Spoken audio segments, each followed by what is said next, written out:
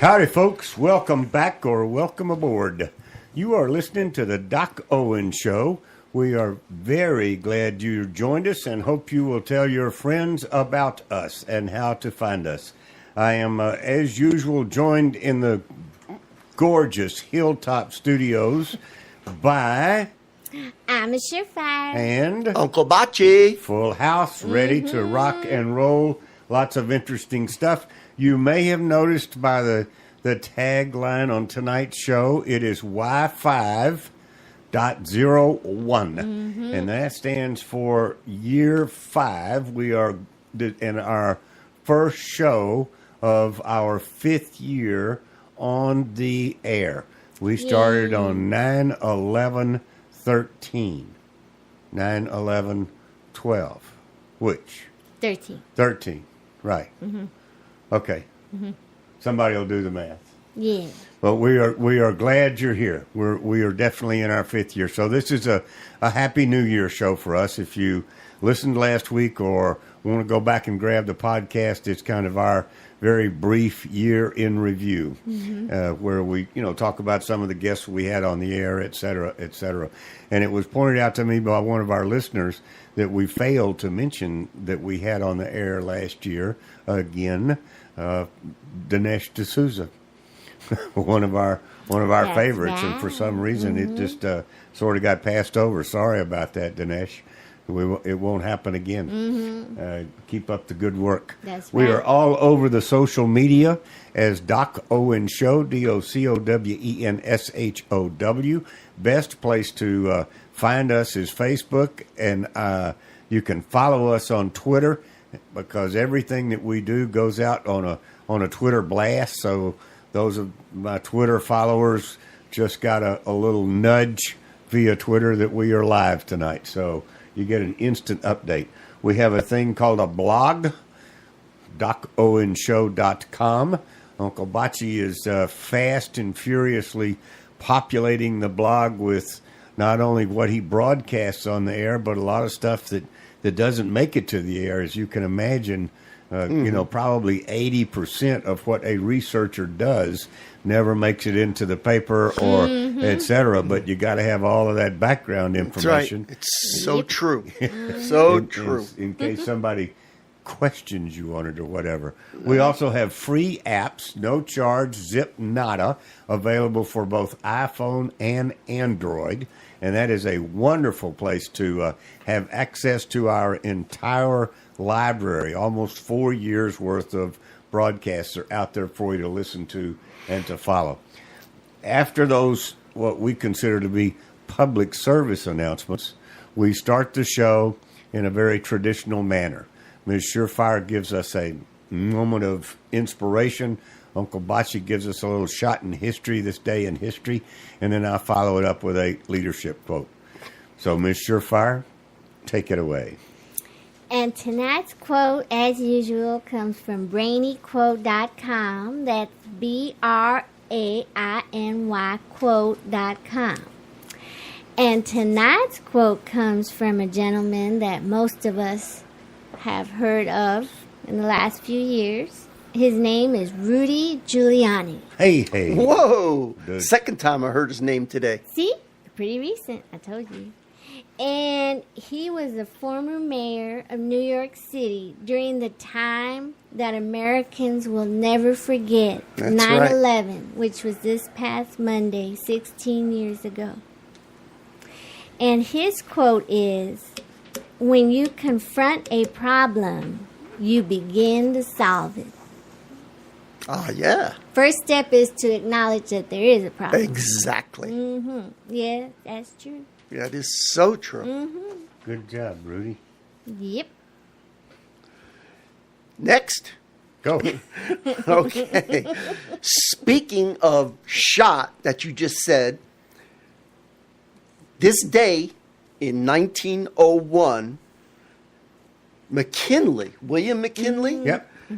he died of an infection from a gunshot wound. Yes. Early in his second term. His first term was very, very good. And He got shot with a dirty so- bullet, huh? well, what happened was The guy was an anarchist. He shot him. He was 8 days in the hospital, and they tried to could not find the bullet. Bullet caused gangrene, and he died. He was an anarchist? The guy who shot him was a known anarchist. Because, Yep. that's all he was. There was no other reason why he shot him. That's it? So, that's it. I mean, that's plenty. That's a big day. That's it. What year was that? That was 1901. Wow. Long time ago. Was he the first president to be assassinated? No, of course not, because Lincoln was before him. Duh. Yes. Okay. Right. Had to think through it for a minute. All right. Our leadership quote tonight comes from my friends at the Optimist Club, and it's in a section called Purpose.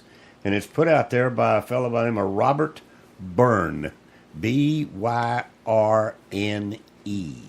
Byrne. All right.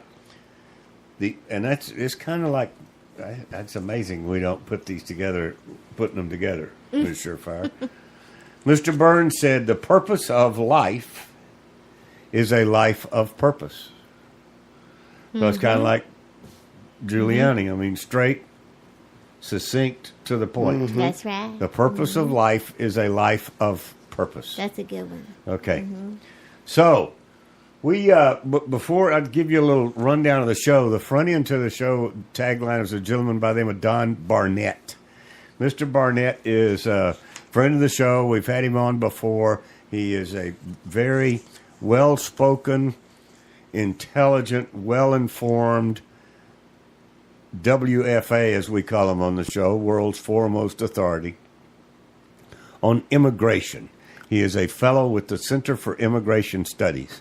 I'll get into a little bit more of his background just before the interview, but we're going to have a very good conversation about the current state of affairs in terms of immigration activities with Mr. Barnett. And then we're going to dive in one more time into the subject of Robert E. Lee and the obliteration of history, as well as talk about some recent events in terms of DACA, as it is called, DACA, and the wall, etc. That kind of ties with the immigration information that we will get from Mr. Barnett. And then if we have time, we may have a big announcement. So, yeah, well, we'll see how time goes. Okay. All right. Uncle Bocce Yes, sir. is now going to finish up, actually. We've been doing 2 sessions on each president. But on this particular president, we allowed for 3 sessions because of simply how much has been written and how much the guy did and who he was and what a contributor he was as one of our founding fathers. And that would be Mr. Thomas Jefferson, correct? That's right. So we're doing a 3 Mr. Jefferson got a bonus. That he did. 10 or 12 minutes. So He did. Take it away on Tom. Okay, great. Tonight we're going to look a little bit more at Jefferson's religious beliefs as well as his character and maybe some of his writings, as he's prolific in writing and in writing letters and different things. He wrote lots, too. Yes, he did. He did volumes and volumes. Right. There's just so many. I'll be putting some stuff out on the website, so you can read at your own leisure.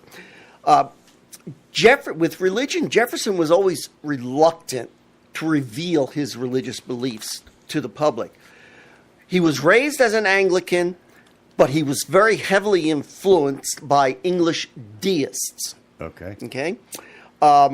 He said that we should question with boldness even the existence of God, because if there be one, he must more approve the homage of reason than that of blindfolded fear.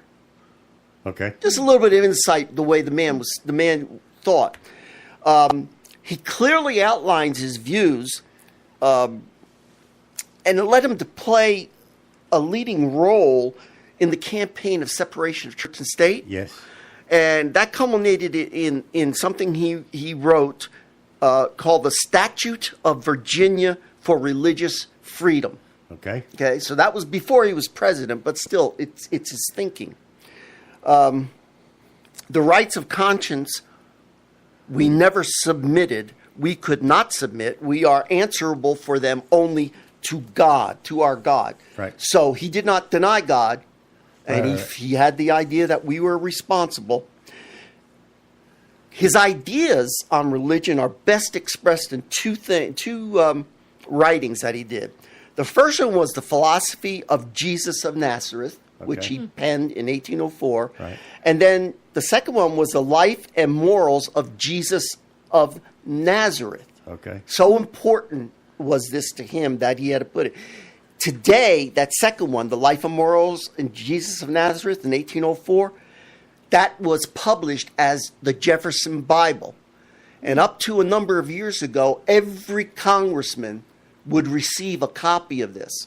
Now, we'll talk a little bit more exactly what was in there. What do you mean up until a number of years ago? I don't remember when they stopped. Okay. But it was recent. That'd be nice. Obama was elected. I Probably, yeah. They were giving out probably one of them, Muslim books. Yeah. So he used the philosophy of Jesus of Nazareth as a source for moral instruction. Very likely reading a passage every day before he went to bed, for half an hour or an hour. Right. He would read this. So he felt it was important for the moral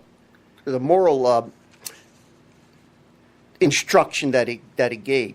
Now, the Life and Morals of Jesus of Nazareth, his Bible, it is his own compilation of the 4 Gospels in the New Testament.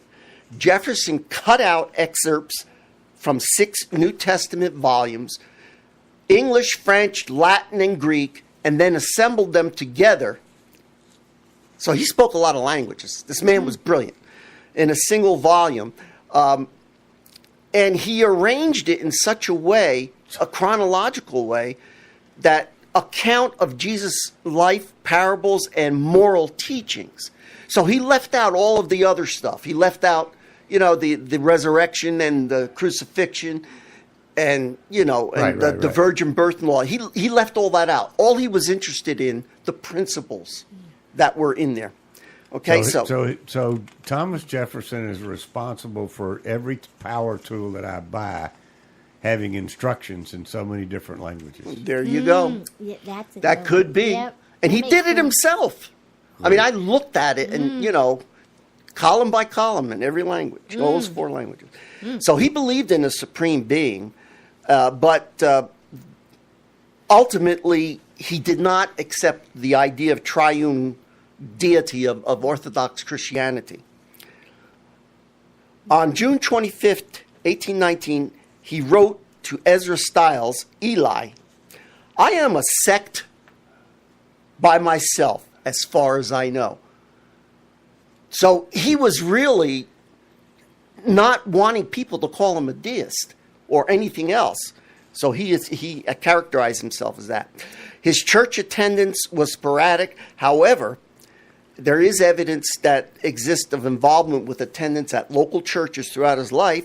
And in the early days, the Congress or the Congress Hall was used as a place for Sunday sermons. Right. Jefferson never missed one of them while he was president. Right. He went to every single one. Okay? And some of his writings, like I mentioned, his Philosophy of Jesus, and he wrote a lot of letters back and forth with John Adams and with James Madison and a whole bunch of other people. And let's take a look at about his stature. Okay, we know he was 6 feet 2.5 inches tall. They're trying to take him down all over the country. Yeah, I know. Okay. What a lack of historical knowledge these people who are doing that are. Anyway, his stature was commanding, 6 feet 2.5 inches in height. He was well formed, indicating strength, activity, and robust health. His step was firm and elastic. His carriage was erect. His temper naturally strong, but under perfect control. So he had a temper. Okay. His courage, cool and impassive. He never abandoned a plan, a principle, or a friend. His dress was very simple. He did not comply with the current fashions of the days. He wore what he wanted to wear because comfort was important to him. So he was a nonconformist when it came to that.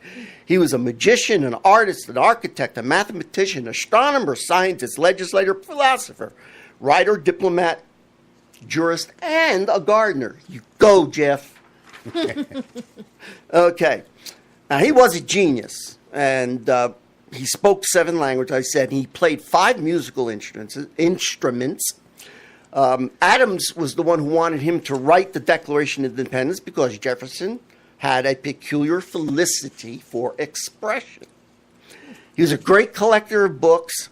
In fact, when the Library of Congress was burned and all the books in there were burned in 1814, the War of 1812, he personally gave all his collection to start up a new library. So he had a massive library. Wow. More than anybody else in his day. He was the father of the University of Virginia, which now today they are turning around and trying to Yep.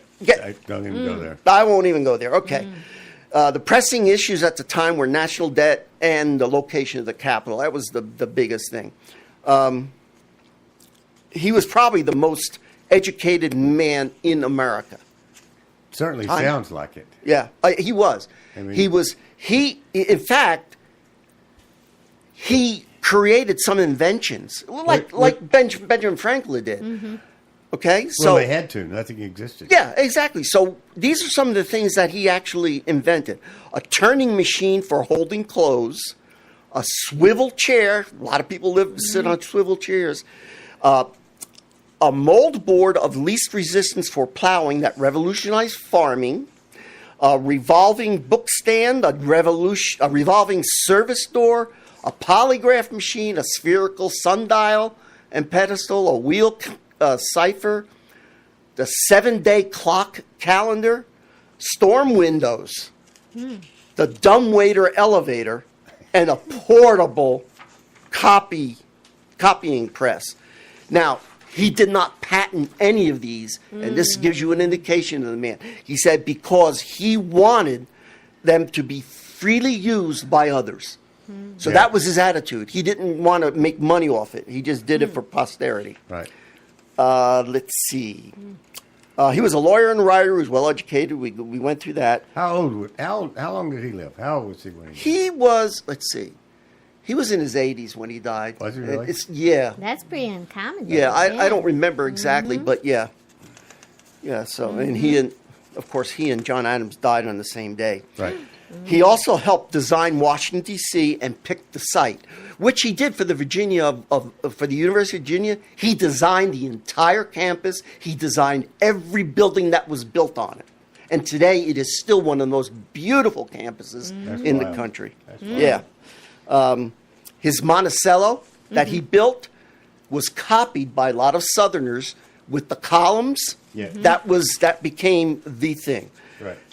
The greatest accomplishments, according to Thomas Jefferson, was the Declaration of Independence, the founding of the University of Virginia, and the Virginia Statute of Religious Rights, the separation of church and state. And I think he requested that on his tombstone. Okay, now that's the second That's time it. you brought it up. Is that it? I'm done. I'm finished. Okay, so tell everybody who you are, where they can find you, and how we're Absolutely. talking about this separation thing. Okay. I am Uncle Bocci, UNCLEBACI, at DocOwenShow.com. Bingo. And I wait every day for your letters. Thank you, Bachi. Thank you. Good job. Separation of church and state. Yeah, I mean, I get it's still an issue. Well, because there are those of us amongst us who do not want it to be what it is. Exactly. It's not an issue. It's really not. I mean, it's been well defined, but it's only an issue because they refuse. They being the people who think that you can't have the 10 Commandments on public property. You can say their name, progressives. Yeah, those people.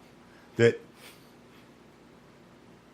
the ones that make it an issue. That's right. So explain to.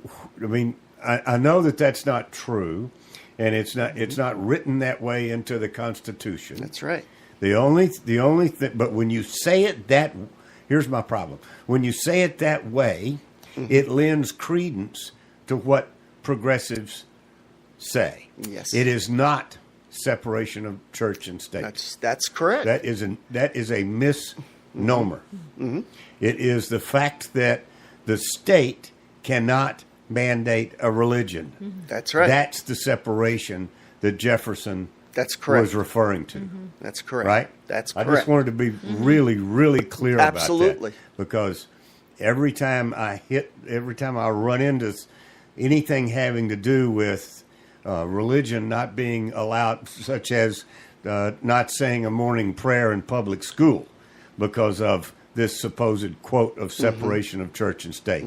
It is absolute pure bull sugar. Yes, it is nonsense. It is. The only thing the Constitution said was the state cannot mandate a religion. And the reason that was in there was because of where we were coming from with the Brits. The Brits. Yeah, and exactly. And the Church of England. You had to be in the Church of England or out. That's right. And we weren't going to have that. And so many other European countries, it's exactly the same thing. You were free to practice any religion you wished, but it didn't exclude it from state-owned or supported property. That's correct. All right. Those people are so blind that they put it in a code of religiosity when actually what really counts is what's behind that. And that's what Jefferson did. He took those ancient principles. Of course. And he, applied them into his own character. Of course. That's the way And that's what Washington did and Adams, too. Same thing. I would agree. Go ahead. Good job. It came up twice in what you were saying. Yeah. And it's a phrase that just Got to be real careful. well, it tweaks me. It gets me started. Okay. 'cause- Good. I'm glad. Gosh, So- I got somebody excited about something. So our next guest, Uncle Botsy's not really a guest. So our only guest tonight is a fellow by the name of Don Barnett. And Mr. Barnett is a fellow with the Center for Immigration Studies. He has followed refugee resettlement for over 20 years. His articles on U.S. refugee and asylum policy have appeared in the National Review, Christian Science Monitor, Wall Street Journal Europe, the Washington Times, New York Newsday, Chronicles, and elsewhere. He is very knowledgeable and very well written on the topic, as I said earlier. His work has been used in the U.S. State Department and New York State government reports and in Fox News reports. He has been quoted in the Associated Press and in other news services, the Georgetown Immigration Law Journal, Washington Post, and the MIT Quarterly Journal of Economics. Wow. Mr. Barnett is a WFA. He is a world's foremost authority on issues pertaining to immigration, and he speaks straight truth, which is exactly what we like around here. So, we are now going to introduce you to a conversation that I had earlier in the week with Mr. Barnett. Mr. Fire? Gives me the high sign, like right now. I am having a conversation with a young man by the name of Don Barnett. Mr. Barnett has been on the show with us a couple of times before. He and I were just talking about how long it's been, and he was chastising me for not calling earlier, and but I'm sure he'll be glad to catch us up with what's been going on since we talked. It's been about a year. He is, as you gathered from the bio that I just read, what we call on the Doc Owen show a WFA. He is a world's foremost authority. And very involved, has been for some time, and quite articulate about immigration and immigration issues as a part of his responsibility, and I think it's actually a part of his DNA just because he's been at it for so long. Mr. Barnett, how are you, sir?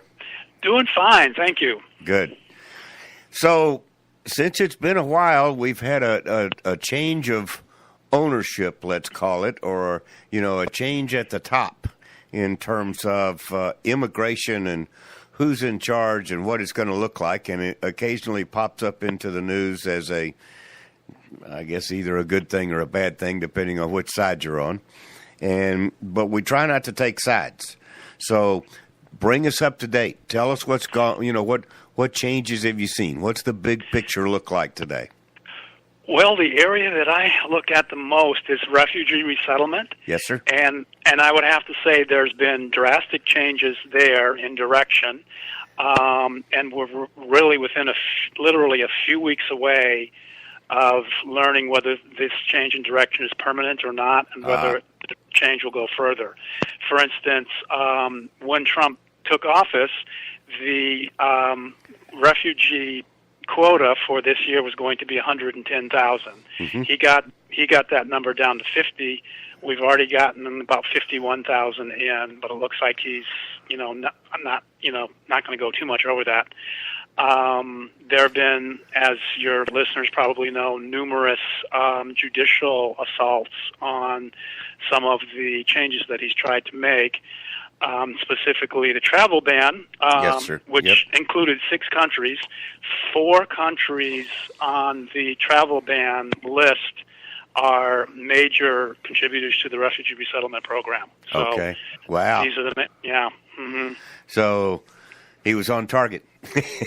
Right, and he has 2 weeks to come up with the quota for fiscal year 2018. Okay. Which starts in October.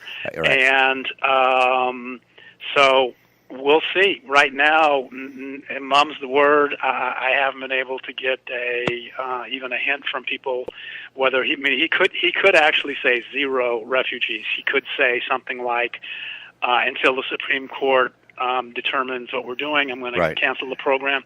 He could say, yeah, the program is still on, but I'm only going to bring in 10,000 refugees. Right. He could literally do that, or he could literally zero it out. We'll see. It's within his power, certainly. As a matter of fact, it's actually within his responsibility to set those numbers. You explained that to us during one of our earlier conversations, which was unbeknownst to me. I mean, we tend to think that the Congress sets it, et cetera, but it's actually the executive branch that sets the number. Exactly. And that's a real key point when it comes. He can create a choke point that it would be very difficult for them to overturn judicially.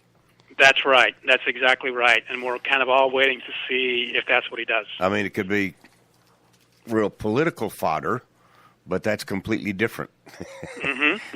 Right. The way things have been going ever since he's been in office, I think no matter what he does, it's going to be wrong.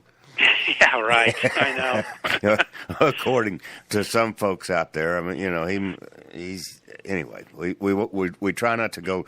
So what you're saying is of the 6 that he had on his list, 4 of them have been major contributors to the 51,000 that we have taken in.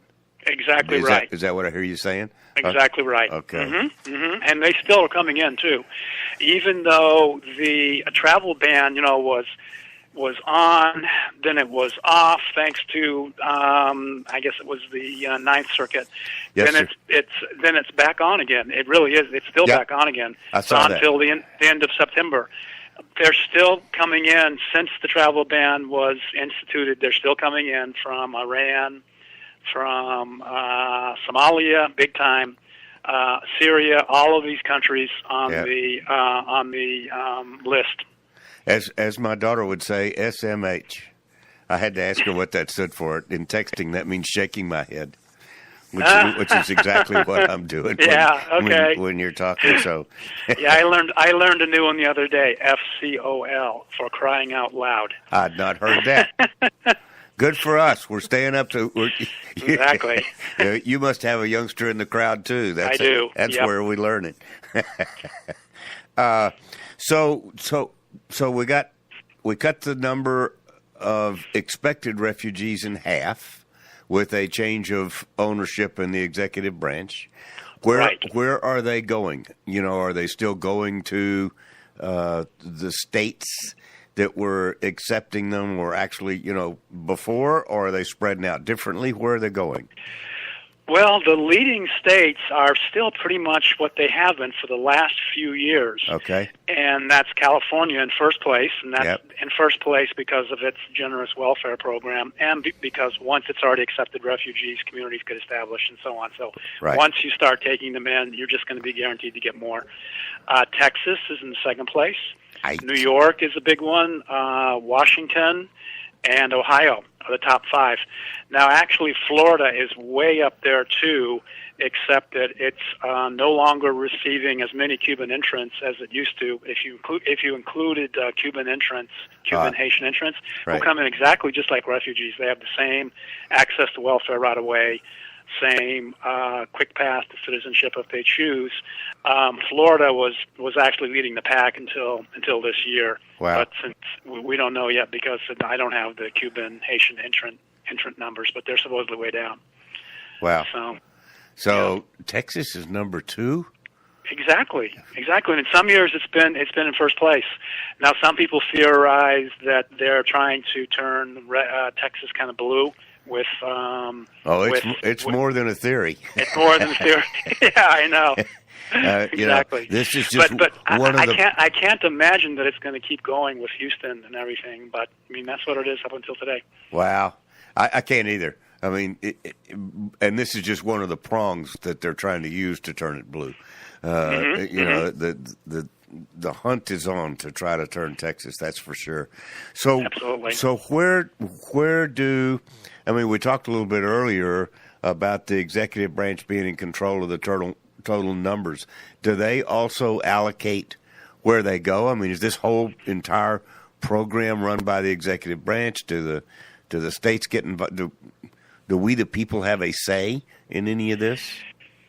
Well, actually, there are some very interesting lawsuits underway to prove or to ascertain just how much in the way of rights do individual states have. Okay. But first, to your question, the State Department will come up with the quota, and they'll also come up with the region. So they say 50,000. We'll take 10,000 from Europe, 10,000 from Southeast Asia, 10,000 from Africa, and the Middle East, and so on and so forth. So they set a region, and then they set a number or set an overall quota, and then a number for each region. Okay. As far as where they go once they're here, they Right. work with private contractors, and the contractors bid. It's literally like bidding for bodies. Yep. It is a business where the more they resettle, the more money they get. The contractors will say, hey, send them here because we have good employment prospects. We have done a good job with those that we've gotten so far. It literally is. It's a secretive contract. Literally, I mean, and trade secrets. They don't let each other know what they're advertising, but they basically assist in resettling, and they're resettled all over the United States. Oddly enough, Delaware. Joe Biden was one of the authors of the original 1980 Refugee Act. Delaware has probably gotten no more than 50 refugees in the last few years, for sure. Probably for the last 37 years. Wyoming, where Senator Alan Simpson was at one time a very powerful person in Yes, immigration sir. law, has gotten 0. So, but every other state, literally Hawaii, Alaska, they all get refugees. It's almost like they're. It depends on their ability to write a good salesy, almost like a grant request. Yeah, well, it is. They compete for this, and they, present themselves as good resettlers. Right. There's various ways in which they make money. Well, wasn't it you and I that had the conversation about so many of them having they're for-profit organizations, but having the names of looking like religious or looking like they completely kind of hide their true nature. Yes, they do. Okay, yes, they do. They don't call themselves Aardvark Resettling. They go by First Baptist, Kindred Spirits. They don't even use any of the terms that are relevant to what they're doing for a living, and they're for profit. They're Exactly. They are private contractors. Right. They would call themselves nonprofits, but that just means more money into the pockets of the executives that Right. run it. I mean, Right. some of these salaries are, 300,000 grand is $300,000 a year is Right. nothing is a middling salary, not for all of them. I'm saying, but there's 9 main resettlers, but for the and big the people boys. at the top, Right, the people at the top, 500,000. That's not a problem at all. Nope. Do some of them operate nationally, or are they real estate? Oh, they all operate nationally. Yes, Okay. absolutely. They're all national organizations. They have probably there's 9 basic organizations, and they all have about affiliates, which number 400 to 500 affiliates. They all have, like Catholic Charities, things like that. Right. Is that information available at your center, the Center for Immigration Studies? Do you publish that? Yes, it is. The best place to go to, though, is a lady who's been pursuing this very diligently for about 10 years, and that's Refugee Resettlement Watch. If you just Google up Refugee Resettlement Watch and Corcoran, you'll get to the best site. Well, she does daily posts. I've heard that name before. I think I've run into her. Yeah, at least on the internet. When I say run into her, I think I've run across her. Probably a better term. Okay. Yeah, she's very, very diligent. Her research is very, very solid. And where is she? Out of California? No, she's in Maryland. She was her city was going to be targeted for settling up as a resettlement center. And they come in secretly, literally in the dead of night. They literally set up shop in the dead of night. And the next day, there they were, bringing them in. And she learned as much as she could about it. She got up to speed on it. And now she's like the expert, really is. They seem to be doing a lot of that lately, taking down Confederate, they seem to be doing everything in the dead of night. Exactly. Which to me is, that's your first indication that they're either ashamed of what they're doing, which is they know it's wrong. They know it won't be approved of by the people that in the community, whose lives will be affected by it. Right. That's whose lives will be affected. That's very well said. That's a good statement. So where are we, other than the fact that we're now getting some support, I guess, or we're getting validation of our concerns by the current executive branch. Right. What else can we do to kind of stem the tide, if you will? A number of states have said we want out of this program. Maine, Texas, really about 12 states in total have said we either want out or we want to drastically cut back. So far, there's been a very interesting phenomenon that occurs when a state literally withdraws, and that is that the contractor comes back in totally independently, and the state loses all control.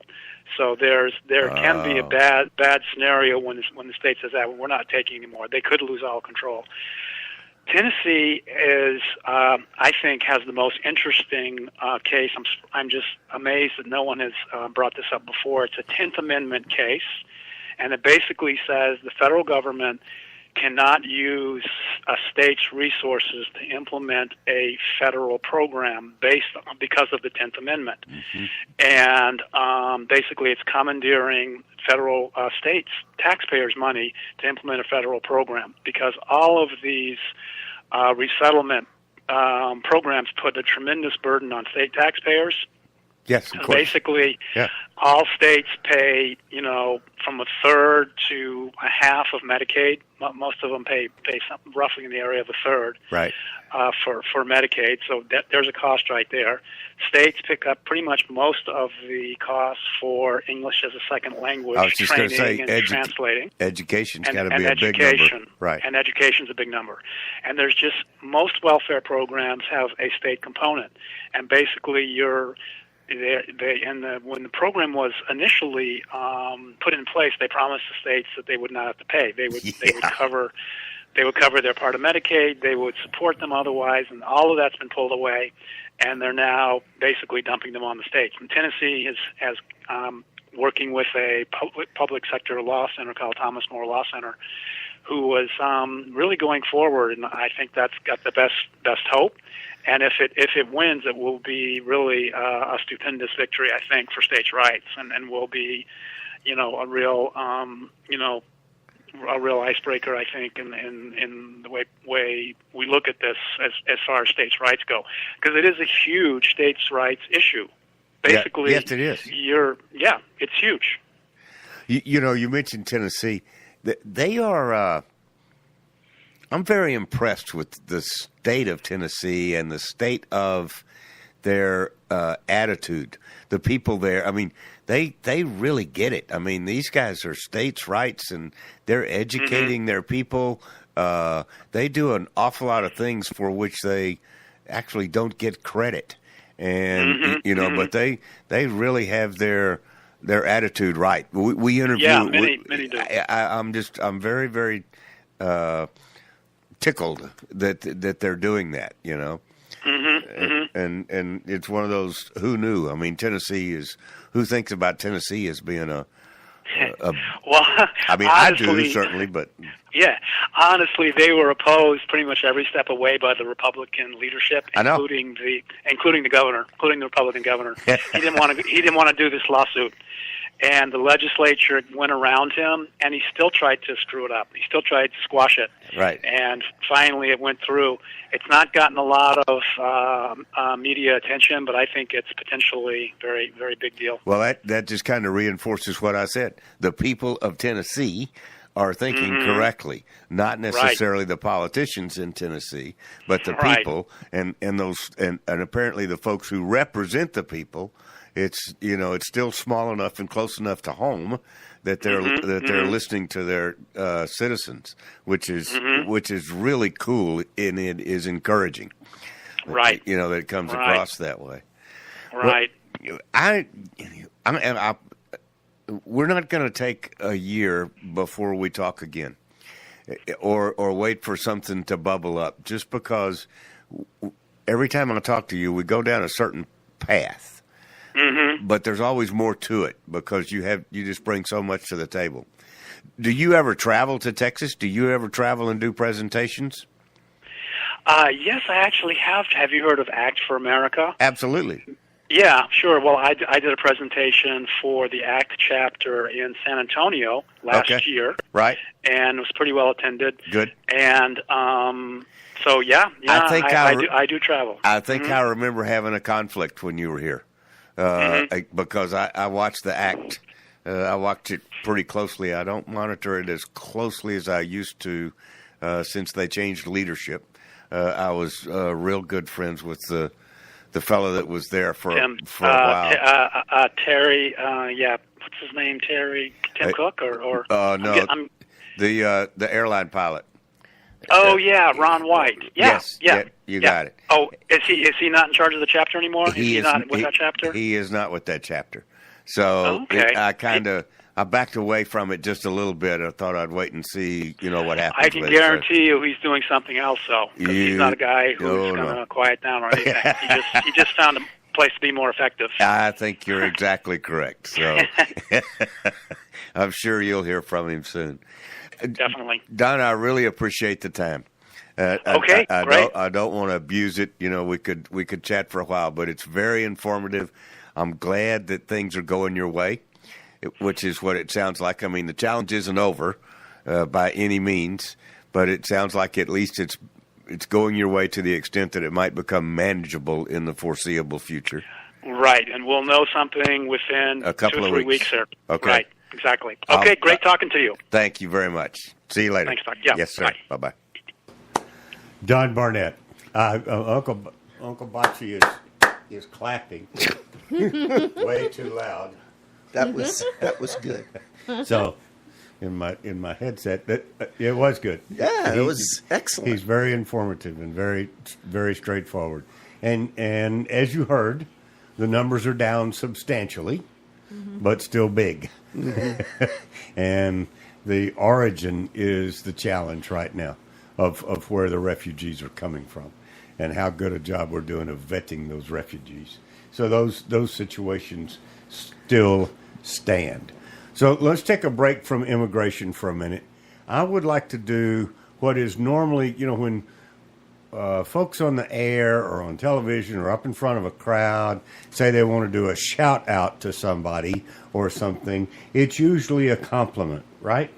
Right. So I would like to do a shout. This is a rather, but there are also things known as underhanded compliments or backhanded compliments, right? So I'm going to do a shout, and you decide what this is. I'm going to do a shout out right now to the city of Dallas, all right? Because they had the cojones to take down the statue of Robert E. Lee in the middle of Lee Park in Dallas, Texas, during the day. Oh.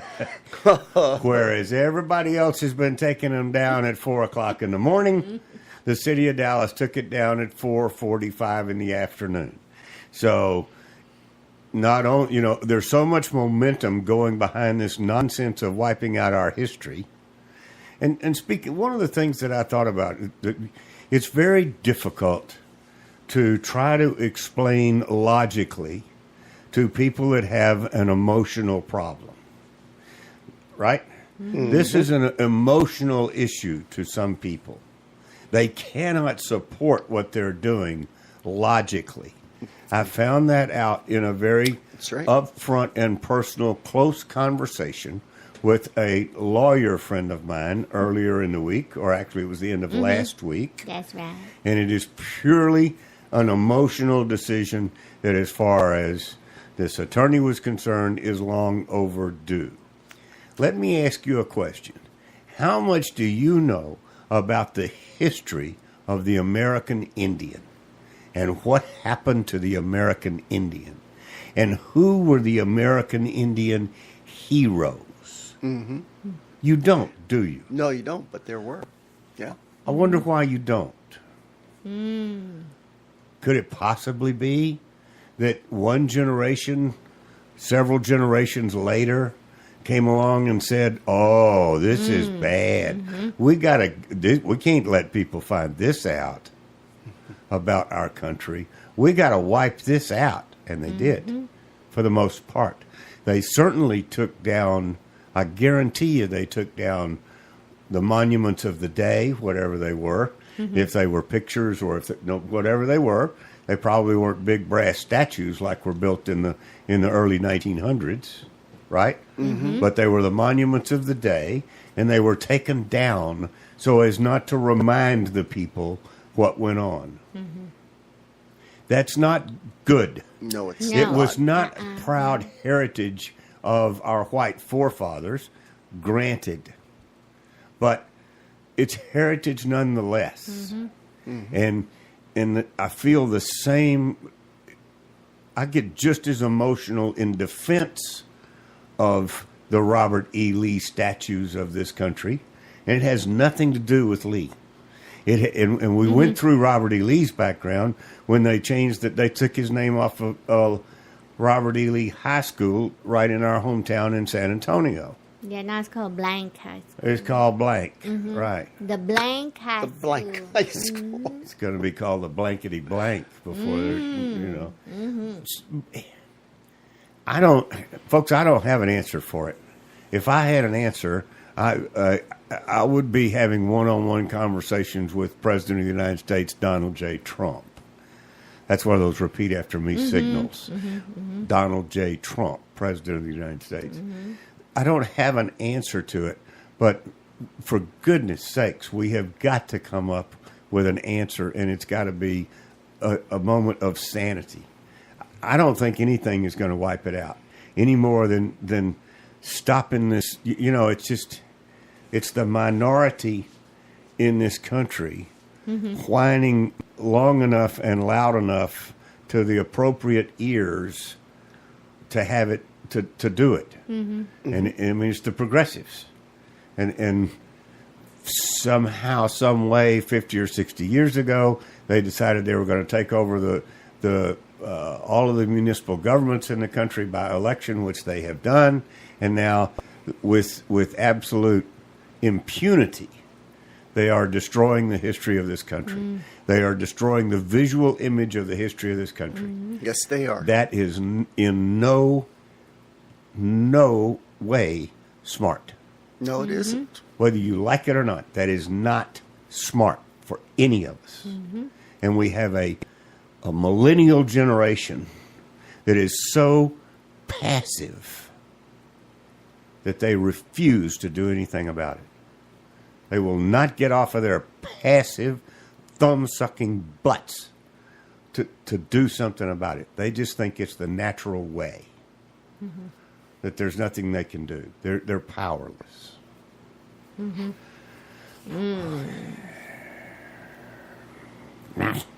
Yes. I feel the frustration. I'm Yes. not, Speaking of that, let's talk about DACA for just a little bit. DACA. I That's so finally found out what the acronym means. I have been searching. I've gone to Acronyms Are Us. I've gone everywhere that Google would allow me to crawl to find out what DACA stood for. One of the members of the crew of the Doc Owen show, the least likely, figured it out. Yes. May I say it, or do you want to No, say no, it? you have. I'll give you that. Dumb ass citizens of America. That came out of you? That's for sure. Wow. Anybody within the sound of this radio microphone will never forget that. That's right. Because that's exactly us arguing over it is exactly what that is. You're either a citizen and you came here legally and rightfully, or you're not. End of discussion. And the fact that we're arguing over it makes us all a bunch of DACAs. That's right. I just thought it was hilarious. It is. It's good. Take that home with you. We need to put that up on the website. Speaking of, yeah, why not? Go ahead. And speaking of that, there's been some stuff lately about Trump going ahead and building his wall, and they've already started. They've swept away a lot of the red tape, etc., and they've started building the wall, according to some publications. Actually, what they're doing is repairing a bunch of old fence. That's more acting per brick, Trump. huh? Yeah, Yeah, there you go. Another thing that is top on everybody's mind, it'll be major conversations, and it's a very volatile situation. It has been confirmed that North Korea fired another missile over the island of Japan. Now, I don't know whether they're a bad shot or they're trying to, it's like firing a round across the bow of a ship. When you're out in the ocean and somebody fires a round across your bow, that means back off or we're going to attack. So it's an intentional miss, but it's done, with impunity. I mean, this guy's committing suicide by international. And he's in hiding now. I would hope. Yeah, no, he is. I heard he's in hiding because he's afraid. He's probably staying in the missions He down knows- in South San Antonio. Could be. He I knows was gonna they're say he's after a him. big hiding place because Oh, well, just saying, gee whiz, you you know? had to go there. I wasn't going to say fat boy, but you had to. I didn't say it either. I just said that the place had to be big. At what point did I lose control? Sorry. No. So, what have I got? 30 seconds left or something That's like correct. that? Pay attention to public benefit corporations. We had a show on it. Look for the podcast with Daryl Kane on public benefit corporations. All right? They are for-profit corporations formed and designed to do good for the rest of the world with their money, not necessarily return it all to shareholders. So pay attention to public benefit corporations. Front row. Time to go. You have been listening to the Doc Owen Show. Thank you so much for having us. We really appreciate it. Now go out there this week and take care, pay attention, and God bless. Bye-bye, folks. God bless.